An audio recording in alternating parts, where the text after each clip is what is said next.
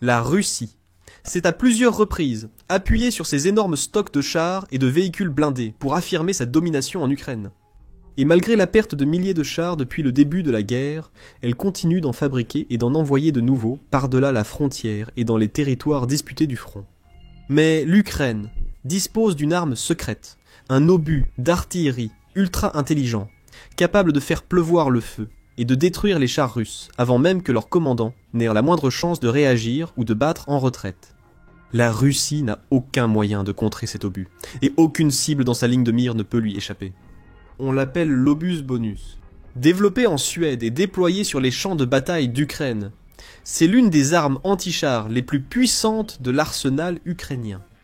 Cet arsenal comprend aussi toute une gamme d'autres armes efficaces, comme les missiles Javelin américains à tir et oubli, et les Next Generation Light Anti-Tank Weapon britanniques, qui sont particulièrement utiles en milieu urbain. L'Ukraine a également utilisé des mines anti-chars et des drones kamikazes pour riposter contre les chars et véhicules blindés russes. Toutes ces armes ont bien fonctionné, mais elles sont toutes confrontées à un problème similaire. Les chars et autres véhicules militaires sont souvent déployés en colonnes stratégiques, avec un en tête et le reste du convoi qui suit derrière. Surtout le long des routes étroites, qui serpentent à travers les régions rurales, des zones frontalières ukrainiennes. Si les soldats ukrainiens utilisent quant à des missiles pour frapper le premier char de la colonne, les autres réagissent rapidement. Ils entendent l'explosion, voient la fumée et prennent des mesures d'évitement. Ils peuvent, par exemple, déployer des grenades fumigènes pour masquer leur position avant de se replier vers des positions plus sûres et de gagner du temps pour planifier leur prochaine action. Cela rend la tâche beaucoup plus difficile, voire presque impossible pour les soldats ukrainiens sur le terrain d'infliger plus de dégâts ou de détruire d'autres véhicules. Ils perdent leur avantage en un instant. C'est dans ces moments-là que l'obus bonus se distingue. L'histoire de cet obus d'artillerie intelligent remonte à 1985, lorsque son développement a commencé. L'armée suédoise voulait créer une arme anti-char intelligente avec une portée raisonnablement longue de plus de 16 miles, soit 25 km. Elle devait être capable de larguer en plein vol une paire de sous-munitions autonomes, qui pourraient ensuite identifier et verrouiller leur cible depuis le ciel, avant d'abattre la destruction sur la tête de l'ennemi. C'était un concept incroyablement ambitieux, et il a fallu plusieurs années pour qu'il se concrétise. Les experts de la défense suédois se sont associés à leurs homologues français, combinant les technologies et les mines militaires des deux pays, pour donner vie à leur idée. Et ce n'est qu'en 1998, plus d'une décennie après le début du développement, que les premiers obus bonus sont entrés en production. Voici comment fonctionne le bonus. Tout d'abord, il est chargé dans un tube d'artillerie standard OTAN de 155 mm et lancé dans les airs en suivant une trajectoire balistique conventionnelle. Et il peut parcourir jusqu'à 35 km, soit environ 21,7 miles. Après être monté dans les airs, un fusible à retardement situé dans le nez de l'obus s'enflamme. Le nez de l'obus s'ouvre, et les deux sous-munitions, soigneusement dissimulées côté à l'intérieur du corps de l'obus, sont libérées. Chacune des sous-munitions est équipée de petites ailettes, et commence à tourner dans le ciel, effectuant 900 rotations par minute. Et à peine sorties à l'air libre, les sous-munitions commencent également à scanner la zone environnante à la recherche de cibles potentielles. Parce que, même si elles peuvent sembler simples à première vue, ces sous-munitions cachent sous leur extérieur brillant une multitude de technologies de pointe. Chacune est équipée d'un module électronique intégré doté d'un capteur matriciel infrarouge, d'un scanner télédétection par ondes lumineuses et d'une unité de processeur haute vitesse. C'est comme avoir une mini-station de frappe explosive alimentée par radar flottant dans le ciel, scrutant le champ de bataille avec une vue d'ensemble, prête à anéantir même les chars ennemis les plus résistants. Les capteurs intégrés envoient d'abord une signature thermique, cherchant à repérer toute grande masse métallique dans la zone, et à distinguer les cibles potentielles du reste du paysage. Ils utilisent ensuite des paramètres de silhouette, pour discerner des types de cibles spécifiques, comme les chars russes, T-72 et T-90, ou les véhicules de combat d'infanterie BMP-3, et les transports de troupes blindées, BTR-82. Cela permet de s'assurer que les munitions intelligentes bonus ne tirent que sur les cibles les plus importantes, et qu'elles ne soient pas gaspillées sur des véhicules bon marché comme des jeeps ou tracteurs abandonnés, sur les terres agricoles qui constituent une grande partie du champ de bataille du front. Une fois que les capteurs et les scanners ont identifié une cible authentique et précieuse, la phase finale commence. La sous-munition déclenche sa charge explosive, créant un projectile formé par explosion qui est propulsé vers sa cible à des vitesses supersoniques. En un clin d'œil, l'explosion frappe, et voici la partie importante. Elle frappe les chars et autres véhicules ennemis directement par le dessus, là où les véhicules militaires ont souvent leurs points les plus faibles. Le char de combat principal russe T-72 par exemple, a une faiblesse notoire en raison de la présence d'un chargeur automatique dans sa conception. Bien que le chargeur automatique permette de réduire l'équipage du char à 3 personnes au lieu des 4 habituels, il représente également un risque majeur pour tout l'équipage. Pour fonctionner efficacement, il doit avoir un accès rapide et facile aux munitions, qui doivent donc être stockées juste sous la tourelle du char. Un tir direct sur la tourelle peut provoquer l'embrasement de tout l'intérieur, tuant le tireur, le commandant et le conducteur du char en quelques secondes, et transformant tout le char, d'une machine militaire destructrice, en un tas de ferraille fumant sans valeur. Les obus bonus sont parfaits pour lancer ce type d'attaques aériennes percutantes, aux endroits stratégiques. Même contre les chars russes les plus modernes et avancés, comme le T-90M, il s'avère efficace en frappant les parties d'acier nettement plus fines sur le dessus des chars, plutôt que les sections plus épaisses à l'avant, sur les côtés et à l'arrière. Et si les T-90M ne peuvent pas résister à une frappe d'obus bonus, alors les autres véhicules blindés russes n'ont absolument aucune chance. Des véhicules de combat BMP-2 et BMP-3 au transport de troupes blindées, en passant par les véhicules de soutien, et les chars de l'époque soviétique, vieux de plusieurs décennies, que la Russie sort désespérément de ses entrepôts pour les déployer dans des endroits comme Donetsk et Kherson. Rien n'est à l'abri. Et c'est un énorme avantage pour l'Ukraine. Cela donne aux forces armées du pays une arme inestimable à laquelle se tourner en cas de besoin.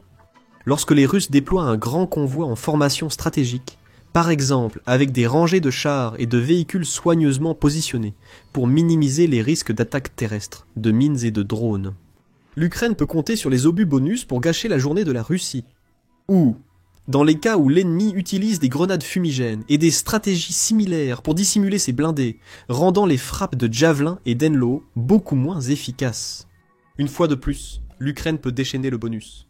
Parce que l'un des meilleurs atouts de ces obus, c'est qu'il n'existe aucun véritable moyen pour la Russie de les contrer. Les grenades fumigènes ne posent aucun problème aux sous-munitions bonus. Elles peuvent voir à travers la fumée grâce à leurs capteurs intelligents et leurs technologies de balayage. D'autres abris, tels que les rangées d'arbres, sont aussi inefficaces. Même les mesures de guerre électroniques russes ont pratiquement aucun impact sur la létalité du bonus, puisque chaque munition utilise son propre ensemble de données apprises pour identifier et verrouiller les cibles. Des brouilleurs comme le Global Positioning System et le GLONASS sont inutiles contre cela, et il en va de même pour les stations de brouillage mobile Krasuka 4 de la Russie. Peu importe ce que fait la Russie, elle ne peut pas empêcher l'obus bonus de frapper ses chars et de détruire sans pitié et rapidement des équipements coûteux. En effet, la rapidité est un autre argument de vente majeur de ces obus intelligents suédois. Comme mentionné précédemment, chaque sous-munition crée un projectile explosif qui se déplace à une vitesse incroyable. Il n'y a aucun espoir que les chars russes, dont beaucoup ont une vitesse maximale inférieure à 65 km/h, puissent effectuer la moindre manœuvre d'évitement. Ils doivent accepter leur sort et encaisser le coup.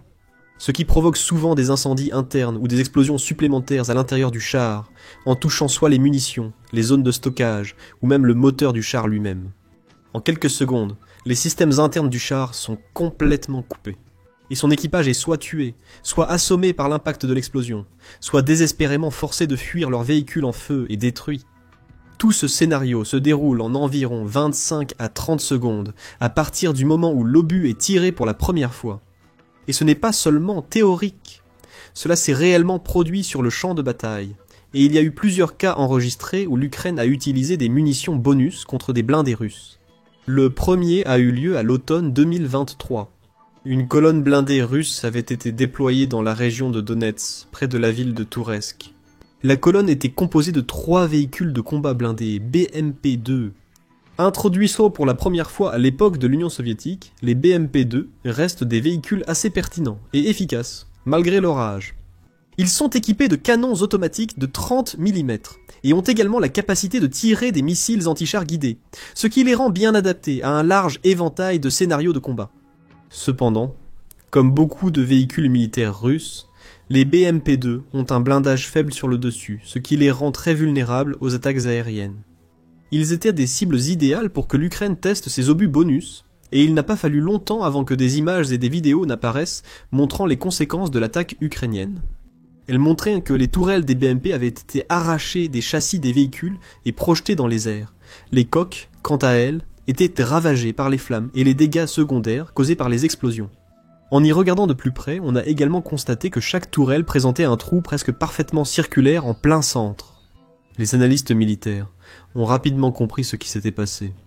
La seule arme capable de laisser ce genre de marque était un projectile formé par explosion, exactement le type de projectile créé par une sous-munition de l'obus bonus.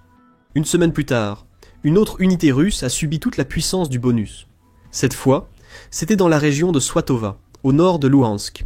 Un convoi complet de véhicules russes traversait la zone, y compris des transports de troupes blindées BMP-3, plus modernes et avancés que les BMP-2 et les chars T-80 BVM, qui comptent parmi les chars les plus puissants de l'arsenal russe. Mais une fois de plus, ils n'étaient en pas de taille face à ce que l'Ukraine leur réservait. Les images ukrainiennes de la scène ont été très utiles pour les analystes. Il n'y avait aucun signe d'attaque de drones sur les véhicules ennemis, ni aucune traînée de missiles dans le ciel.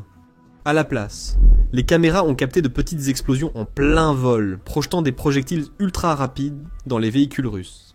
C'est à cette période que des sources françaises ont lâché une véritable bombe, révélant qu'elles avaient fourni à l'Ukraine un nombre limité d'unités bonus, en plus des canons automoteurs César. Puis, en décembre 2024, la Suède a annoncé qu'elle enverrait encore plus de lanceurs et d'obus bonus à l'Ukraine.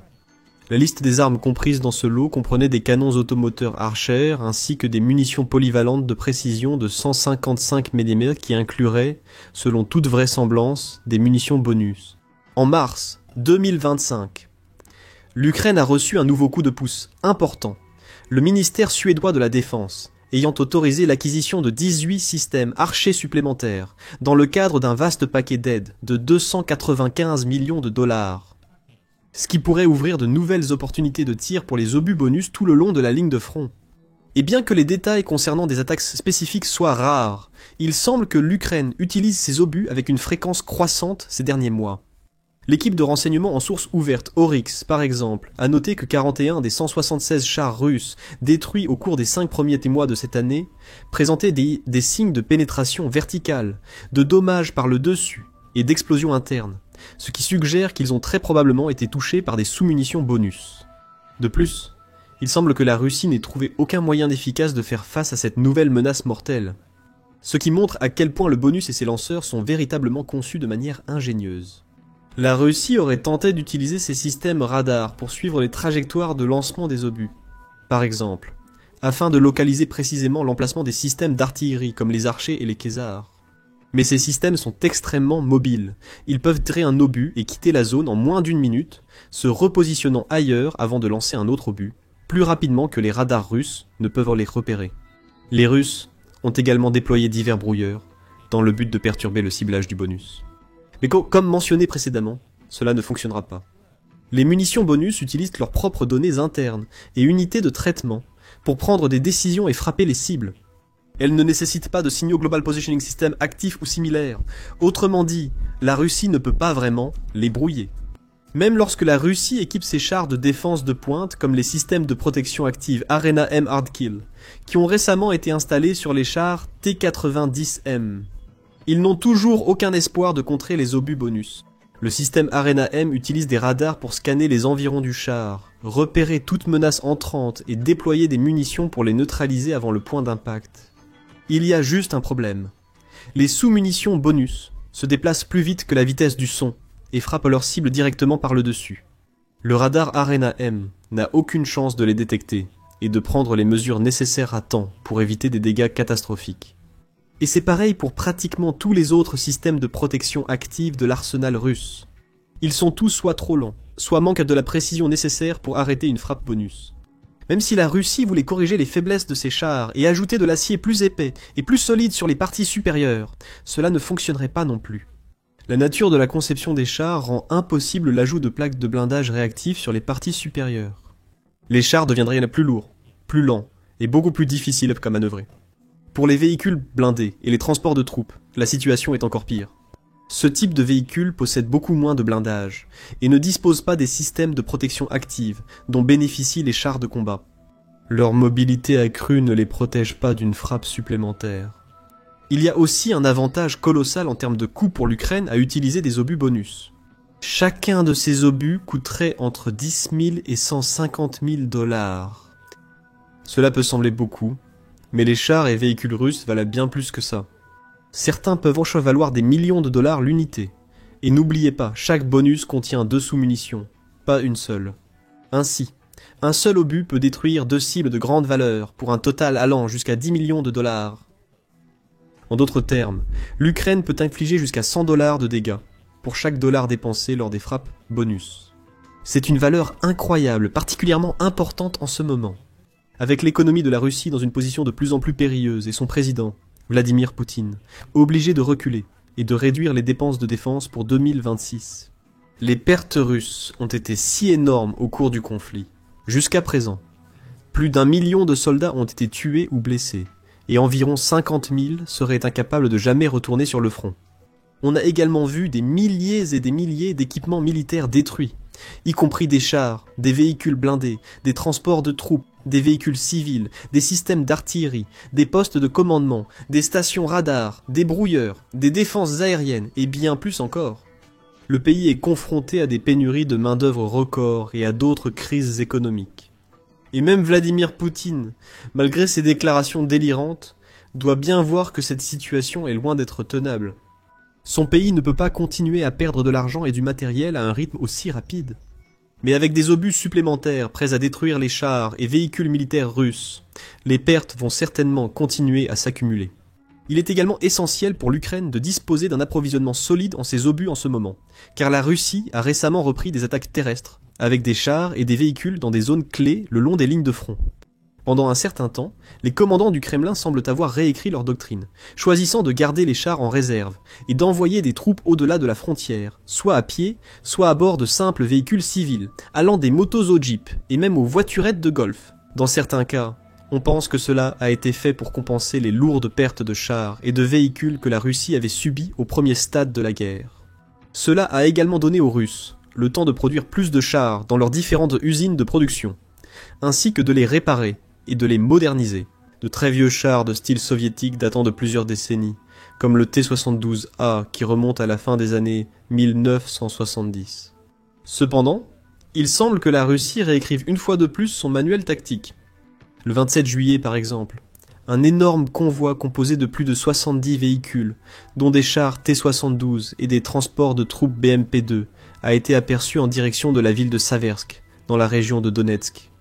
Heureusement, l'Ukraine a réussi à tendre habilement une embuscade au convoi, utilisant un mélange de drones et d'autres armes pour détruire presque tous les véhicules, prenant l'ennemi complètement par surprise. Des véhicules blindés russes ont également été aperçus dans la région de Pokrovsk, circulant sur une soi-disant route de la mort dans une tentative de mettre la pression sur la ville. Une fois de plus, l'Ukraine s'est montrée victorieuse, ses vaillants défenseurs utilisant à la fois des drones et de l'artillerie pour stopper l'ennemi dans son élan. Ces victoires méritant d'être célébrées, mais s'accompagnent aussi d'une mise en garde. Il semble que la Russie soit désormais prête à utiliser des chars et d'autres véhicules plus régulièrement, et l'Ukraine doit s'y préparer. Les drones, les mines et les missiles seront tous efficaces, mais avec des limites. D'autres armes, comme l'excellent obus bonus, sont absolument nécessaires pour perturber les convois les plus puissants et éliminer les cibles de grande valeur, même avec l'utilisation de fumée, d'abris et de camouflage pour leur protection. Heureusement, il semble que l'Ukraine dispose d'un stock important de munitions bonus, et qu'elle sait clairement comment les utiliser. Découvrez maintenant comment les alliés de l'Ukraine aident le pays à rester fort face à l'agression croissante de la Russie dans notre vidéo qui détaille l'aide militaire et humanitaire puissante du Portugal. Ou regardez notre analyse approfondie sur la façon dont l'Ukraine devient lentement, mais sûrement, l'une des principales superpuissances militaires du monde, suffisamment forte pour même surpasser son plus grand ennemi.